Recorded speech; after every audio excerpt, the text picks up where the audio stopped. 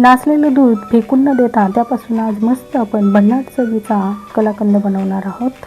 सुरुवातीला या दुधातील सर्व पाणी काढून टाकायचे आणि नंतर दुसरं पाणी घालून आपल्याला पुन्हा एकदा हे दूध छान धुवून घ्यायचं आहे। धुत असताना चाळणीवर सुती कापड ठेवायचं आणि हे सर्व दूध आपल्याला पाणी न ठेवता अगदी हा गोळा आपल्याला पिळून घ्यायचा आहे, म्हणजे यामधलं सर्व आंबट पाणी निघून जातं।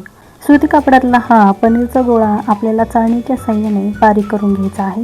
ही स्टेप केल्यामुळे आपला हा कलाकंद मस्त दाणेदार आणि एकसारखा तयार होतो। आता या ठिकाणी सर्व पनीरचा गोळा मी बारीक करून घेतलेला आहे। आता गॅसवर पॅन ठेवायचा आणि हे पनीर सगळं आपल्याला पॅनमध्ये घालून घ्यायचं आहे। त्यानंतर चवीनुसार साखर घालून घ्यायची आहे। अर्धा टीस्पून विलायची पावडर घालायची, चिमूटभर मीठ घालायचं आणि 10 ग्रॅम मिल्क पावडर घालायची आणि हे सर्व मिश्रण मिक्स करून घ्यायचं आहे।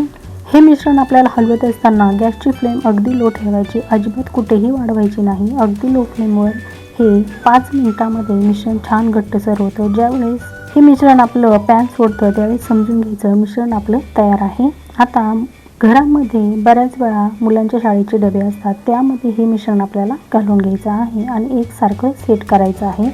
गार्निशिंग म्हणून तुम्ही तुमच्या आवडीप्रमाणे काजू, बदाम, पिस्त्याचे काप यावर बारीक करून घालू शकता। जर नसेल घालायचं तर तुम्ही स्किपसुद्धा करू शकता। यामध्ये मिल्क पावडर घातल्यामुळे आपल्या वडीला छान बाइंडिंग येतं आणि वड्या छान मस्त चौकोनी पडल्या जातात। आता या कलाकंदला आपल्याला रूम टेम्परेचरवर 2-3 तासासाठी सेट करून घ्यायचं, किंवा फ्रीज असेल तर फ्रीजमध्ये 1-2 तासासाठी सुद्धा तुम्ही ठेवू शकता।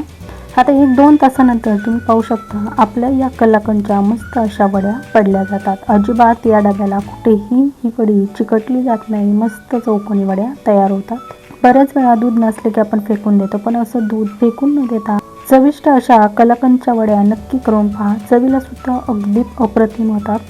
मार्केटमध्ये जशा वड्या मिळतात ना, अगदी तशाच वड्या घरच्या घरी आपण तयार केलेल्या आहे। एक वडी तोडून सुद्धा दाखवते, मस्त रवाळ दाणेदार तयार होतात।